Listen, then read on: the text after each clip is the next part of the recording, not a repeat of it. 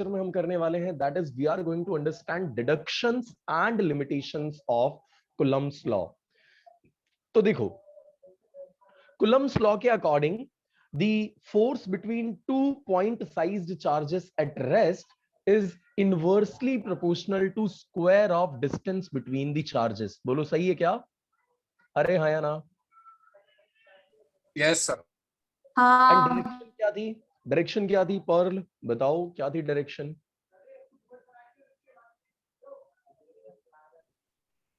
line of the objects. Along the line joining the two charges, right?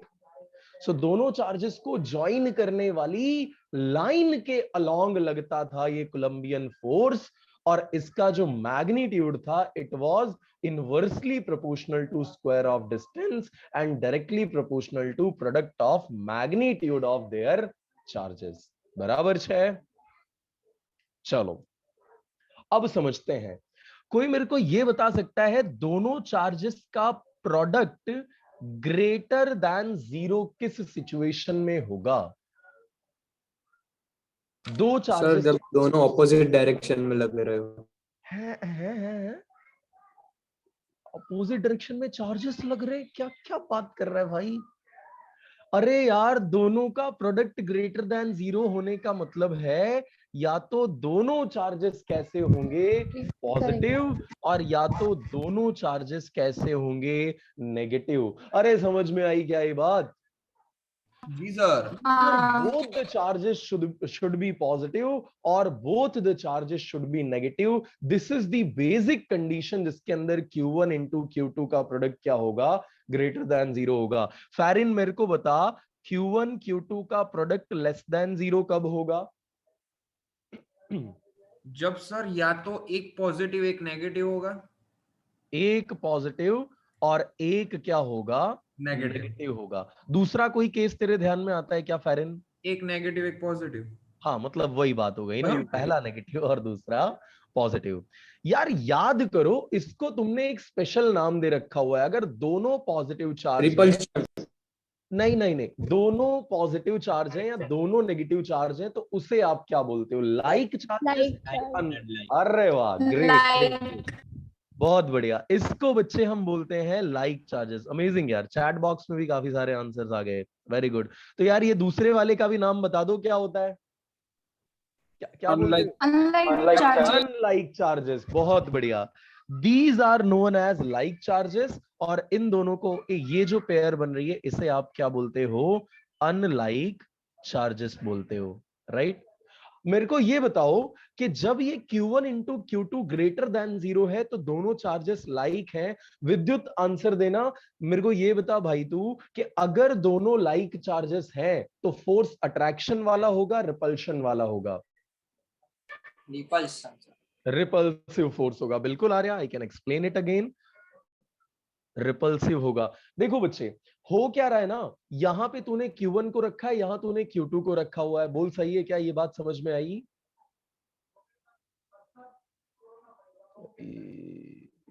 Unmute कर ऊपर से bro. चल ठीक है, तू चैट बॉक्स वाला है, ठीक है, okay.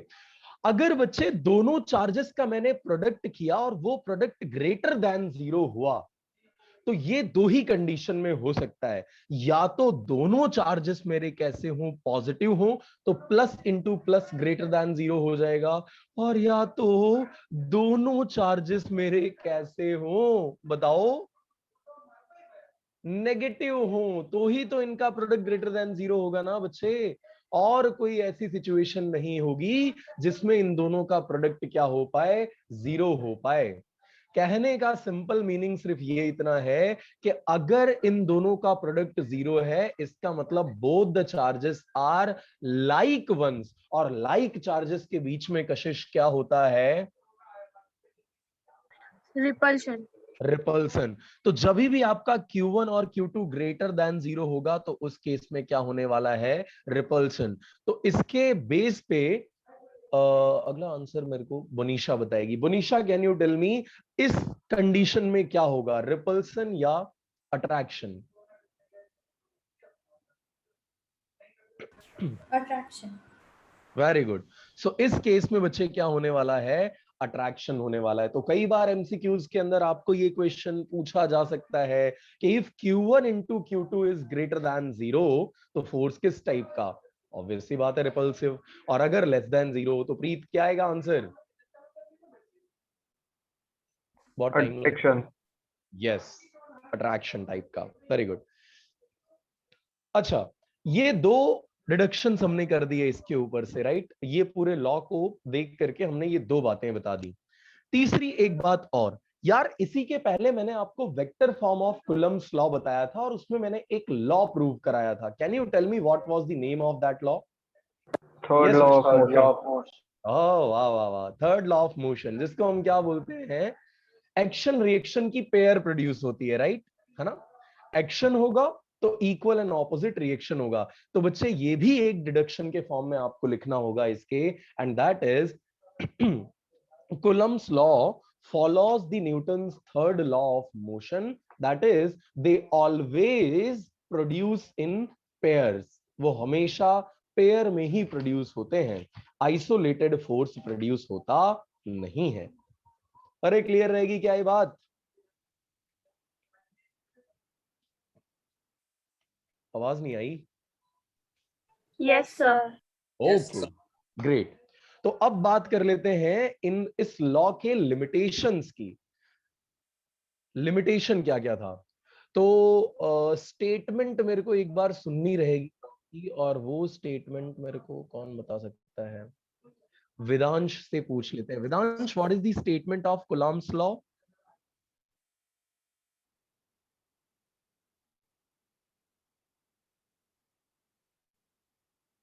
Vedansh, waiting for your answer.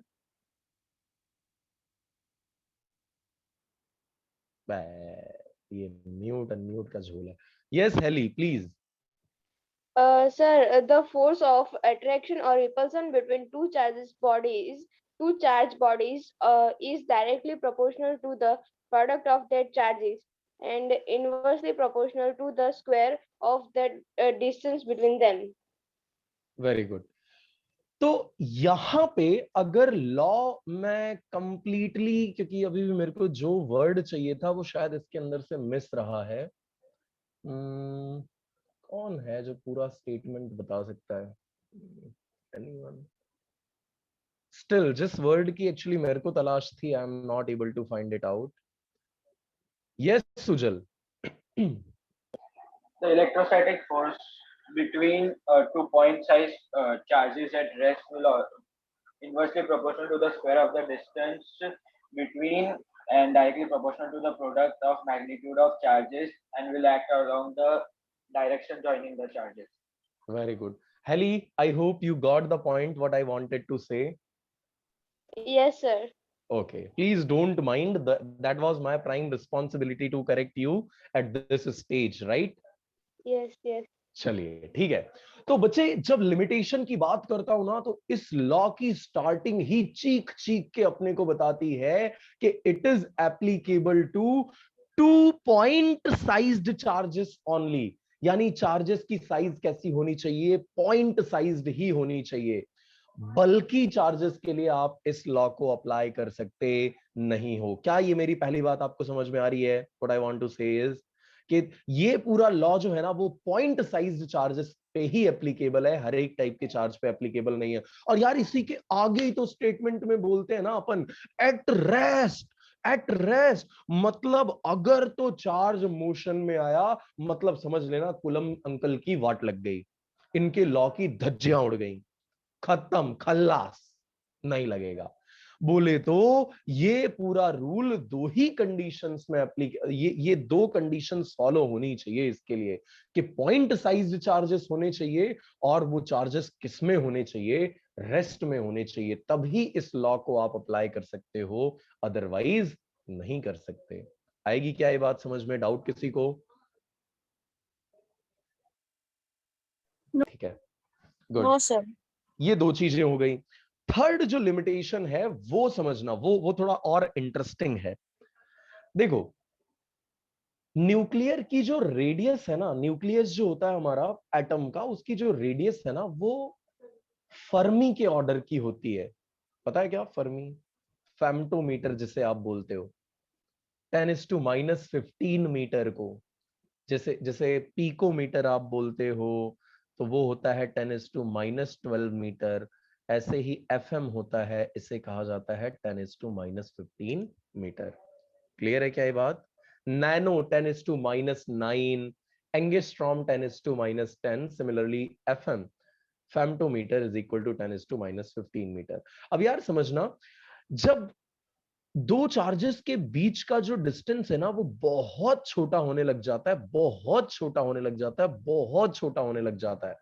तो in that case what happens is nuclear forces picture में आ जाते हैं। अब मेरे को बताओ, दुनिया में फोर्सेस का दादा कौन? हु इज द दादा of forces? Strong nuclear force. और यार जब स्ट्रॉन्ग न्यूक्लियर फोर्स पिक्चर में आ गया ना तो इलेक्ट्रोस्टैटिक फोर्स की कोई औकात रहने वाली नहीं है। बोले तो जब एंगस्ट्रॉम से भी कम डिस्टेंस हो जाता है दो चार्जेस के बीच में, तो उस टाइम पर ये लॉ एप्लीकेबल रह जाता नहीं है, बिकॉज वहां पर पिक्चर में कौन चले आते हैं? स्ट्रॉन्ग न्यूक्लियर फोर्स पिक्चर में आ जाते हैं। That's why the law becomes invalid। अरे आएगी क्या बात समझ में? कोई डाउट इसमें? No sir. ग्रेट, चलिए। अच्छा, अब ये जो फोर्स है ना बड़ा ही गुणवान फोर्स है, बहुत ही ज्यादा क्वालिटी रखने वाला फोर्स है। चलो एक एक क्वालिटी की डिस्कशन करते हैं। नाम है इस फोर्स का कोलंबियन फोर्स। क्या नाम है फोर्स का? Coulombian force, right. चलिए इसको मैंने रिप्रेजेंट भी कर दिया है एफ से। चलो अब इसकी क्वालिटीज मेरे को बताते जाना एक एक करके। क्या ये फोर्स कंजर्वेटिव है? Is it a conservative? Yes. तो पहला पॉइंट ये बन जाएगा कि ये क्या है? कंजर्वेटिव फोर्स है। अच्छा, कंजर्वेटिव फोर्सेस के लिए एक जो एसेंशियल कंडीशन थी, there were so many conditions, but एक उसमें और कंडीशन हुआ करती थी जिसमें फोर्स शुड बी, अरे पता है क्या, इनवर्स स्क्वायर लॉ को फॉलो करने वाले फोर्सेस कंजर्वेटिव होते हैं। ऐसा ऐसा कुछ आपने पढ़ा था वो ग्रेविटेशनल फोर्स वाले चैप्टर में, chapter number 8 yes sir. Standard, जिसकी एग्जाम हमारी अभी नहीं हुई है, जिसको हम भूल नहीं सकते, है ना? है ना? है ना? Yes sir. ये लोग बोल रहे होंगे सर जाने दो ना, क्यों याद दिला रहे हो? ऐसे ऐसे ठीक चल रहा था सारा मामला, क्यों याद दिला दिया फालतू में? चल ठीक है, देखते हैं। So it follows inverse square law, और ये किस टाइप का फोर्स है? कंजर्वेटिव नेचर का फोर्स है। अच्छा ध्यान रखना, ये मान लो तुम्हारा चार्ज नंबर 1 है and this is charge number 2, right. ये है Q1 एंड ये है Q2।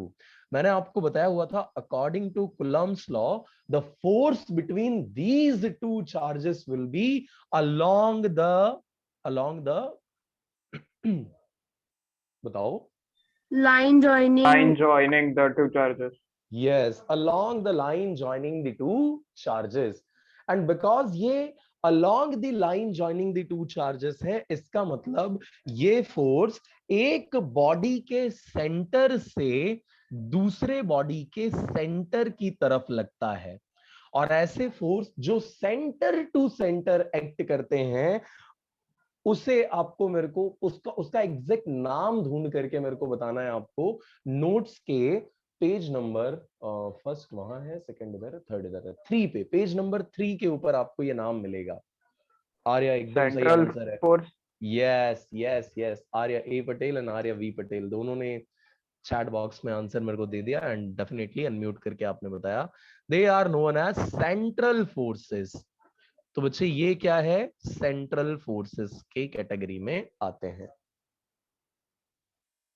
गुड, तो ये 3 बातें यहां पे आ चुकी हैं। अच्छा, दुनिया में कितने फंडामेंटल फोर्सेस हैं? How many fundamental forces are in the world? 4। और क्या ये उन 4 में से एक है? यस और no? Yes sir. yes sir. Yes.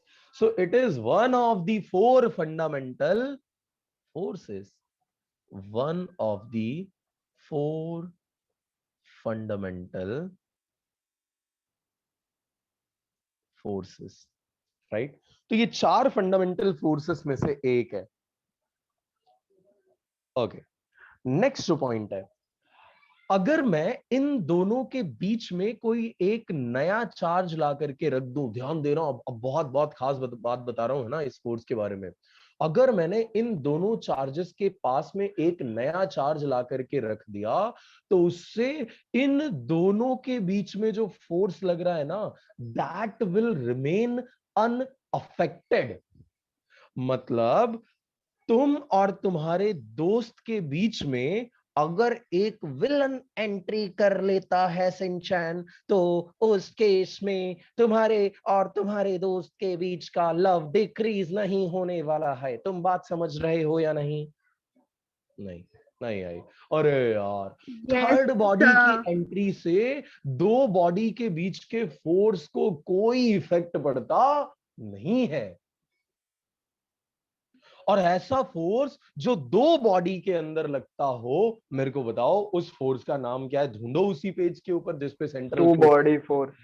Yes, two body force. मैं क्वेश्चन कंप्लीट कर लेने दिया करो यार, एज एक गलत बात है, मेरे को क्वेश्चन तो खत्म करने दिया करो.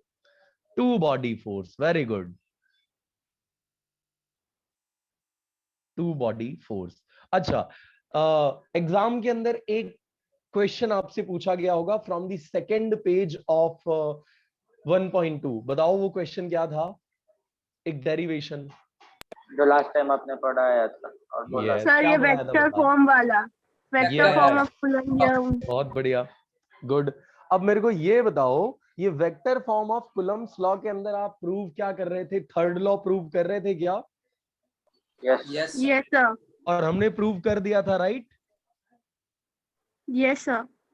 तो कहने का मतलब ये है बच्चे कि ये जो फोर्स है, it follows third law of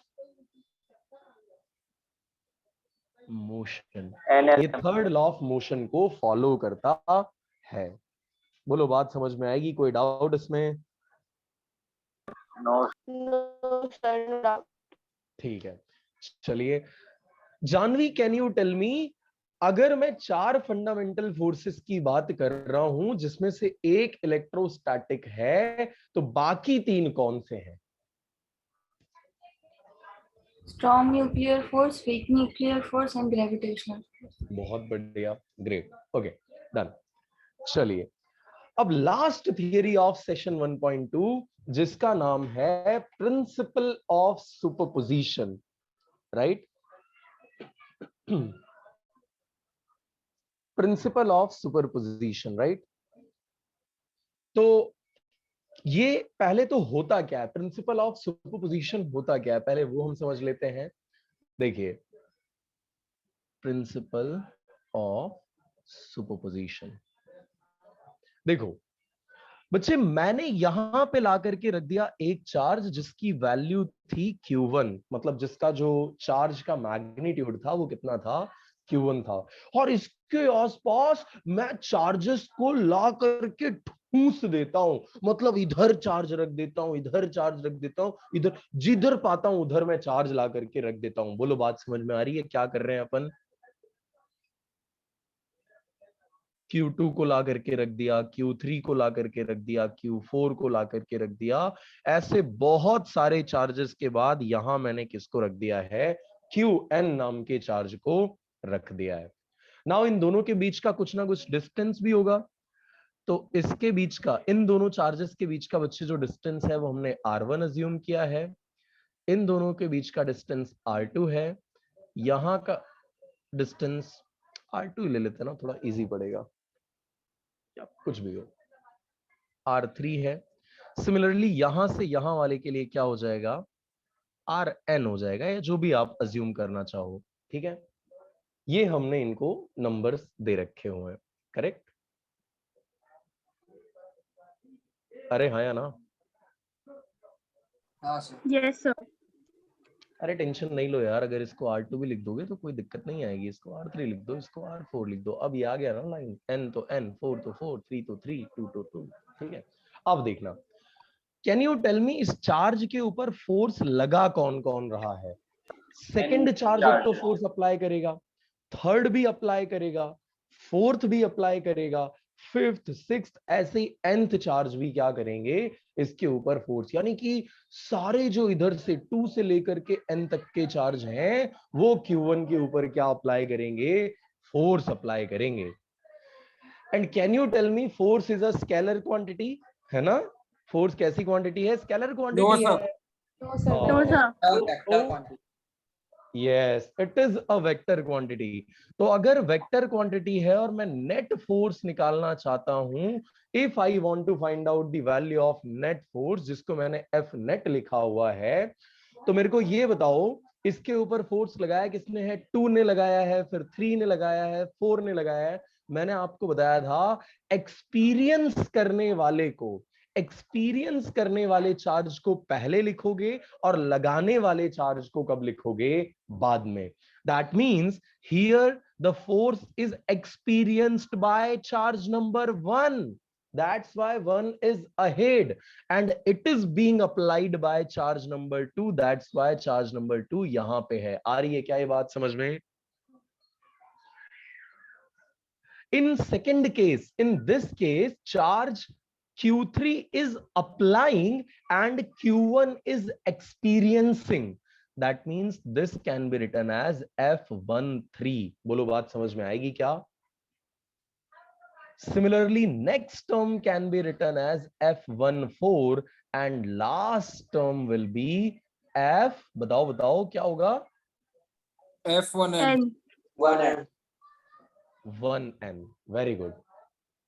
So the net force acting on a charge, on a given charge, due to number of charges. This is the number of, बहुत सारे charges है ना, number of charges बोल दिया इनको. So the net force experienced by a given charge due to number of charges is the vector sum of, आगे बताओ, forces. It is the vector sum of forces acting on that charge due to all the individual charges. ओए बात समझ में आएगी क्या? Principle of superposition क्या है? अब इसके ऊपर से एक तगड़ा क्वेश्चन तुमसे ये पूछा जाता है, why this law is applicable on Coulomb's law? अच्छा, किसी ने ये तो नहीं सोचा था ना, why this Coulomb D? No. I'm talking about why this law is applicable on this law. क्यों इस लॉ के ऊपर ये लॉ एप्लीकेबल है, प्रिंसिपल ऑफ सुपरपोजिशन एप्लीकेबल है। सो मैंने अभी आपको एक खास बात बताई थी कि ये जो कुलम्स लॉ है ना, ये तीसरी बॉडी के एंट्री से अनअफेक्टेड रहता है। बताओ क्या नाम था उसका पूरा? Two body force. Two body force, बहुत बढ़िया। Coulombian force is a two body force, बिल्कुल सही है बनीशा। और क्योंकि ये टू बॉडी फोर्स है, दैट इज द रीजन कि तीसरे के इंटरवेंशन से इस पे कोई फर्क नहीं पड़ता है, तो इसीलिए हमने इनका सम कर लिया और हम बोल सकते हैं कि yes, it will follow the law, principle of superposition. आएगी क्या बात समझ में? अच्छा, 11th स्टैंडर्ड में एक ऐसा ही फोर्स था, तुम्हें नाम तो पता ही चल गया होगा, जो प्रिंसिपल ऑफ सुपरपोजिशन फॉलो करता था। बताओ।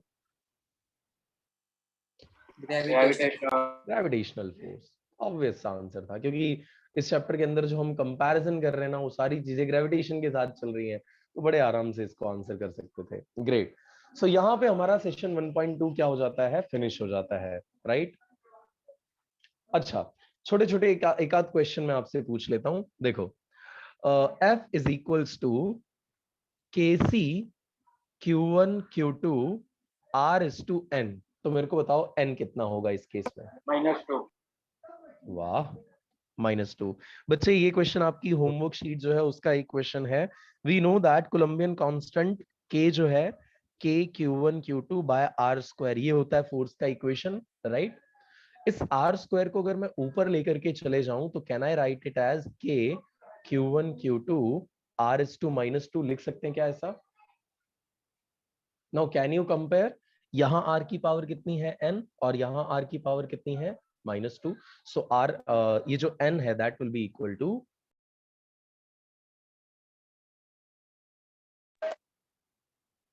सही है ना? Yes, sir. So next class के अंदर